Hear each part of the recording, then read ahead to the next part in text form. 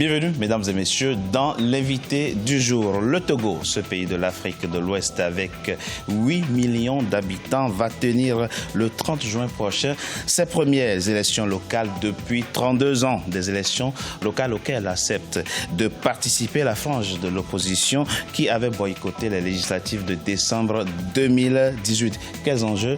Nous en parlons avec le journaliste et analyste politique togolais Credo Tete. Il est notre invité du jour. Monsieur Credo Tete, bienvenue. Bonjour, monsieur. Merci à vous d'avoir accepté notre invitation. Les dernières élections locales dans votre pays, le Togo, datent de 1987. Comment votre pays aborde-t-il ces élections locales qui s'annoncent, qui sont prévues pour le 30 juin? Oui, les élections locales du 30 juin vont signer la fin de la présidence des délégations spéciales au Togo parce que depuis 32 ans, nous n'avons que des délégations spéciales, alors que les présidents des délégations spéciales ne sont pas élus, mais sont nommés. Donc, avec les locales du 30 juin, donc, nous aurons des maires pour les 117 communes. Et il faut dire que nous avons déjà, au niveau de la CENI, les chiffres, c'est qu'il y a 11 447 candidats pour 1527 sièges.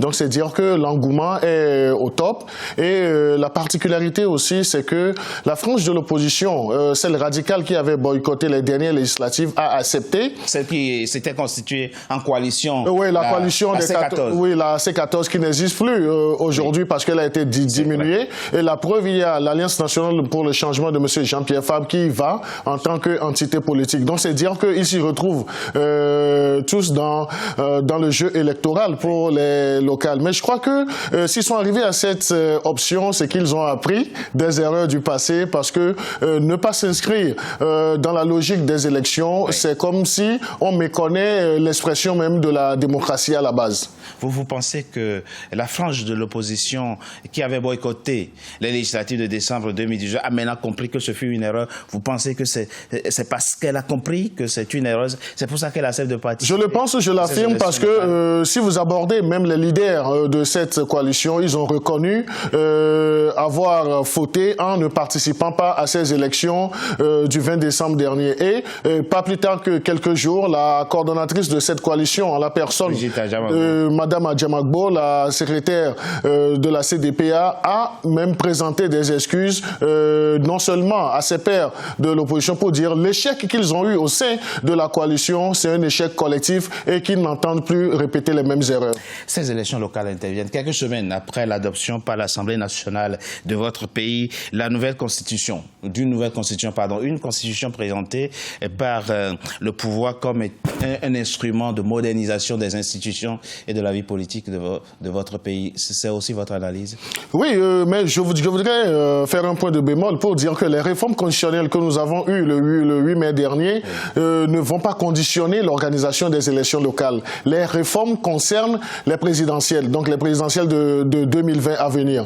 Maintenant, l'ancienne législature n'avait pas réussi à opérer les réformes avec la 6e législature issue des législatives du 20 décembre. Aujourd'hui, on peut dire que ça soit la question de la limitation du mandat, du mode de scrutin, ces questions sont résolues en termes de réformes constitutionnelles. Donc, c'est déjà une avancée. Et parmi ces réformes constitutionnelles-là que nous avons eues le 8 mai dernier, donc il y a aussi un point que le commun des mortels n'est pas arrivé à comprendre. Donc c'est l'article 75 nouveau. Oui. L'article 75 nouveau qu'on devrait plutôt féliciter en ce sens que cela balise le chemin afin que les présidents n'aient plus envie de s'éterniser au pouvoir. Parce que l'esprit de l'article 75, c'est quoi? On protège le président qui a fini son mandat, mais on dit également qu'on ne doit pas promouvoir la chasse à la sorcière, mais cela ne voudrait pas signifier aussi qu'on consacre l'impunité. Non. Oui, ça peut s'apparenter aussi à une espèce de chèque en blanc. Non, je ne suis pas dans cette compréhension de la chose.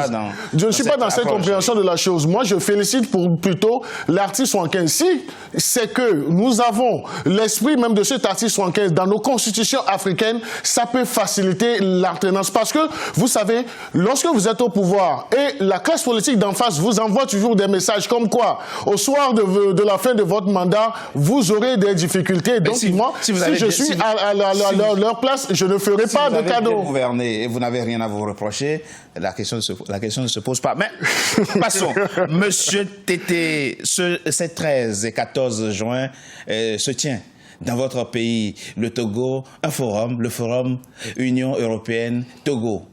Le forum Union européenne-Togo entre dans le cadre de la promotion du PND, mais il faut dire que le Togo est dans une logique d'amorcer un développement assez radical, assez rigoureuse. Donc le forum Togo-UE, qui aura lieu les 13 et 14 juin prochains, va permettre à la communauté internationale, aux opérateurs locaux et surtout à la diaspora togolaise de mieux comprendre aujourd'hui le climat des affaires au Togo. Parce que le Togo a fait des avancées, a fait des efforts en termes de l'amélioration du climat des affaires. Maintenant, au-delà de ça, quels sont les résultats qui sont escomptés après ce forum-là? C'est qu'il y aura non seulement la meilleure compréhension sera actée, mais il y aura également un renforcement du secteur privé qui aura maintenant la connaissance des priorités et des attentes du gouvernement en termes de développement. Donc cela va susciter encore ou bien aussi un flux d'investissements étrangers. Et je puis vous dire, Monsieur Togbé,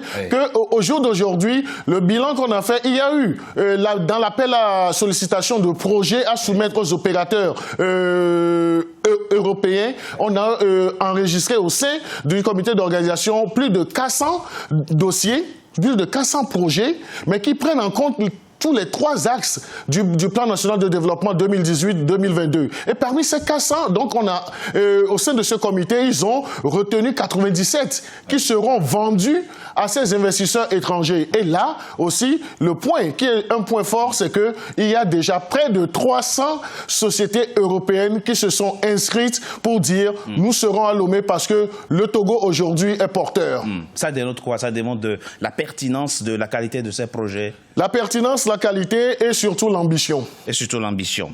Très bien.